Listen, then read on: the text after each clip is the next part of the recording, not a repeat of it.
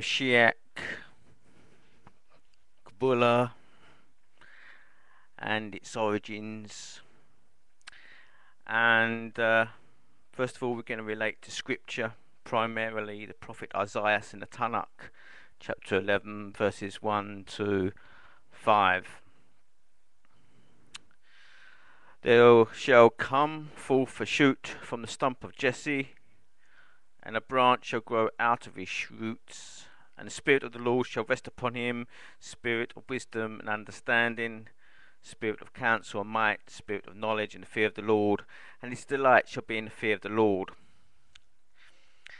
This is a rendition of the Jewish mystic system of Kabbalah, and refers to the tree of life as it applies to the Mashiach, the anointed.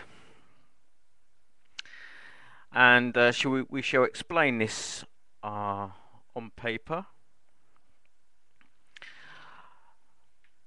There shall come forth a shoot from the stump of Jesse. The stump of Jesse refers to Machut, and the Seraphrot, the kingdom on the lower crown on the tree of life. And here we have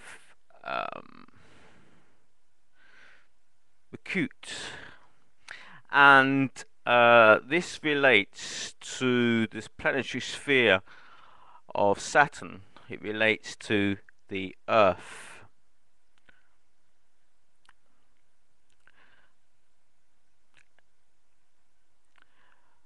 And a branch shall grow out of his roots. Therefore, there is a branch from Machut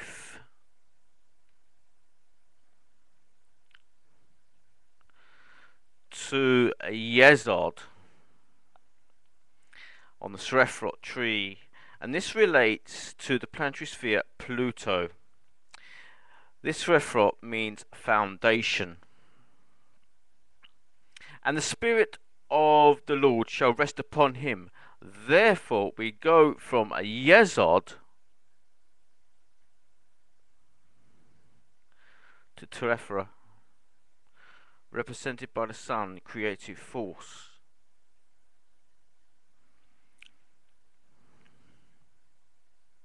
Spirit of wisdom and understanding.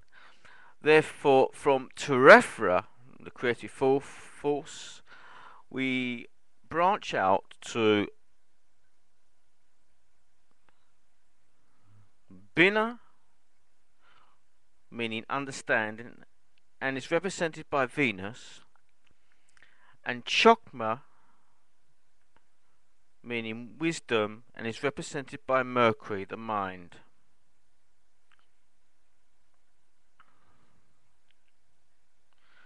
Spirit of counsel and might. We therefore run up to the top of the Seraphrot tree to Keter, the crown, meaning majesty. And this is symbolized in, by the planet Uranus.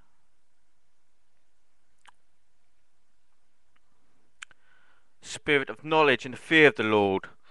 Now, this Seraphrot is known as Dat.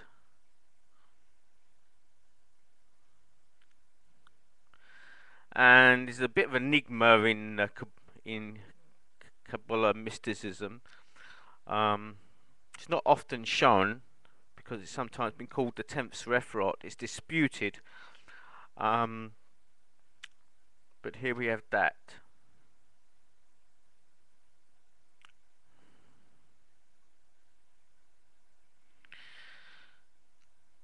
And his delight shall be in the fear of the Lord. Verse 3, he shall not judge by what his eyes see. Therefore, below a Bina,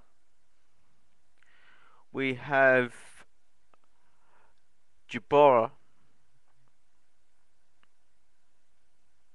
which is ruled by Jupiter, the judge. Or decide with his ears.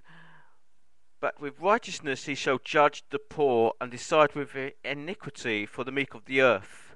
We go opposite TORAH to Hazard, which is ruled by the moon.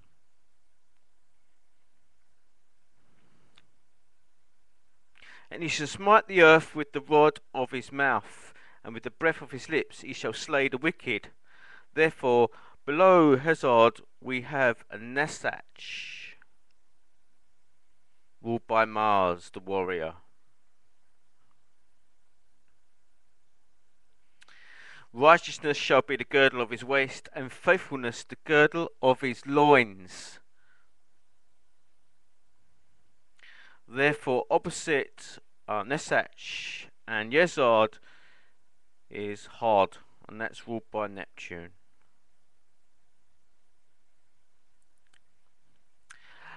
Now, here is the tree of life. If we connect up the tree of life, it's various Sephirot, like this.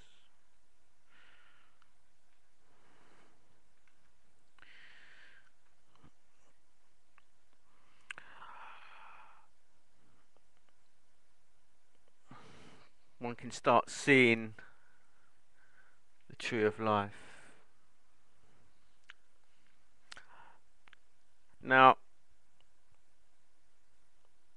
where did this originate? This knowledge. It originated from Moses. Moses spent his time in Egypt. He was a priest in Egypt, and Hebrews spent over 400 years in Egypt. So we must turn to Egypt. Now, if we take this diagram, which is the current diagram of mystic Kabbalah, and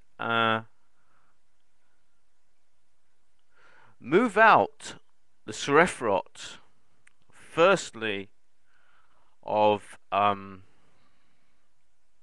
Hazard, the moon, to here, and draw a line from Chokmah and Nesach, a line here. And if we move out Jupiter, out here, draw a line from Binah and Hod there, and join up the lines here and here,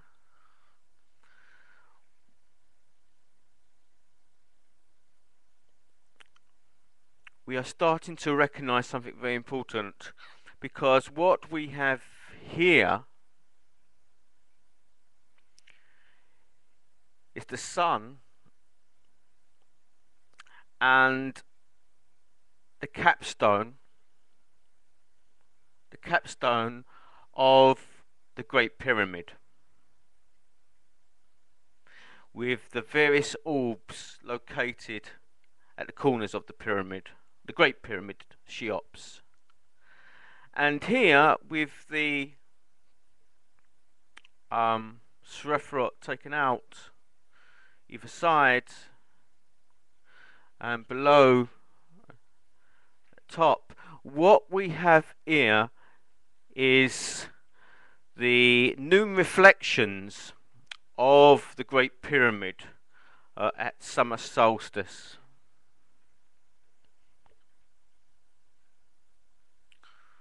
Here you see,